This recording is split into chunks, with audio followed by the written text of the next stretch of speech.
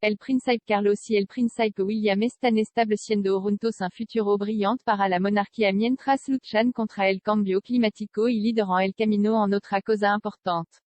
La reina Hilorio a su hijo mayor y a su nieto por seguir los pasos del Príncipe Felipe en la lucha contra el calentamiento global, en un mensaje pregrabado para los líderes que asistirán a la cumbre COP26 esta semana. Charles pronunció su primer discurso importante sobre la importancia de proteger nuestro planeta hace más de 50 años, y fue la voz más destacada de la familia real sobre el tema durante muchos años.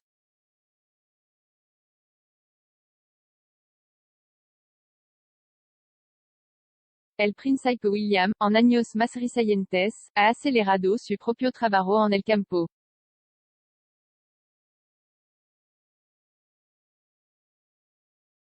Lanzó el Earthshot Prize el año pasado, una iniciativa de 50 libres millones diseñada para proporcionar financiamiento e incentivos para solución ambiental para la próxima década.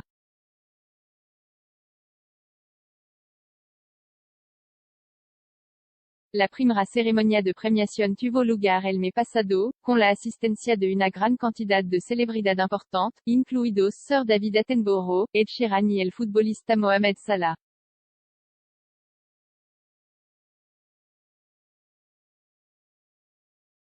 Sin embargo, William no siempre ha estado tan seguro de lo que debería estar haciendo.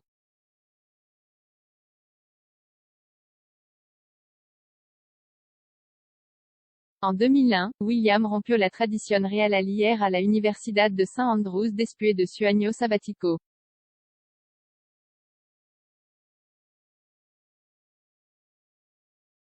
Conocido por ser muy protector de su privacidad, el comentarista real Dr. Edwin afirmó a Express.co.uk que esta fue una de las razones por la que eligió St. Andrews.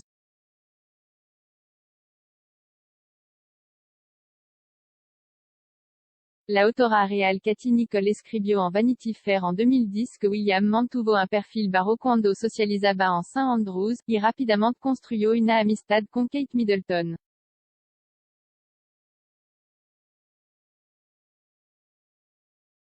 Sin embargo, a pesar de la tranquilidad que tenía allí, la Sra. Nicholl afirmó que William se aburría con bastante rapidez.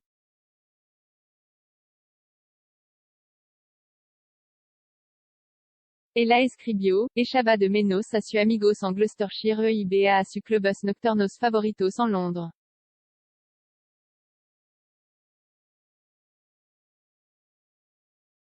La ventaja de que St. Andrews fuera tan pequeño era que estaba bien protegido, pero la ciudad podía ser claustrofóbica.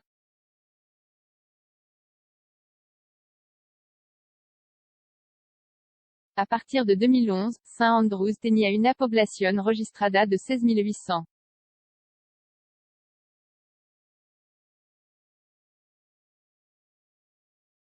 Las cosas llegaron a un punto crítico, escribió la Sra. Nicholl, cuando William regresó a casa por Navidad después de su primer mandato.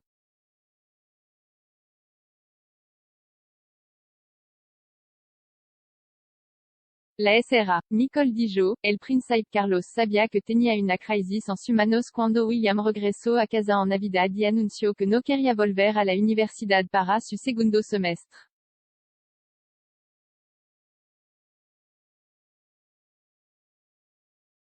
Se quejó de que no estaba disfrutando de los campos y St. Andrews estaba demasiado lejos.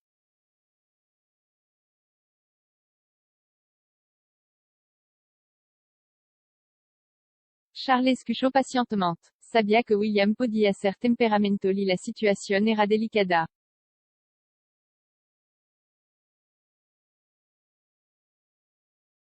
Sugirió que William le diera otro término y que podría irse si aún se sentía miserable después de eso.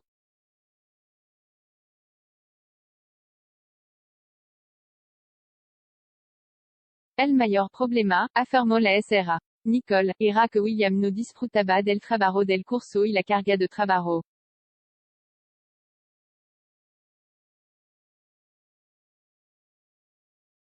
El periodista Andrew Neil, quien se desempeñó como Lord Rector de la universidad durante el primer año de William, le dijo a la Sra.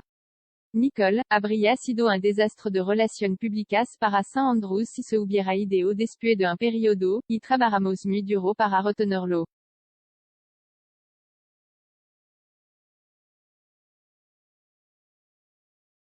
Le dimos atención pastoral y cuando sugirió especializar en geografía, nos aseguramos de que no hubiera obstáculos.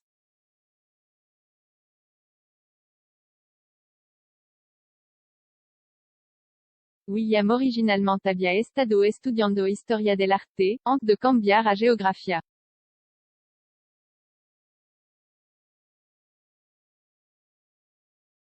Neil dijo que William se instaló e hizo muchos amigos en su segundo semestre.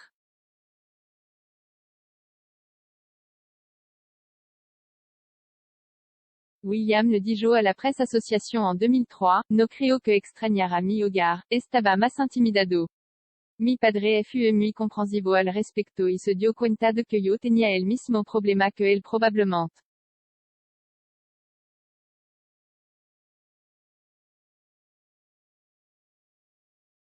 Charlamos mucho, y al final ambos nos dimos cuenta, definitivamente me di cuenta, de que tenía que volver.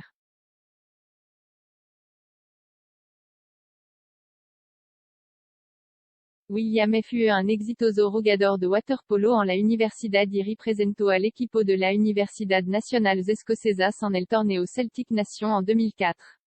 Se graduó con honor 2/1 en 2005 y también conoció a su futura esposa.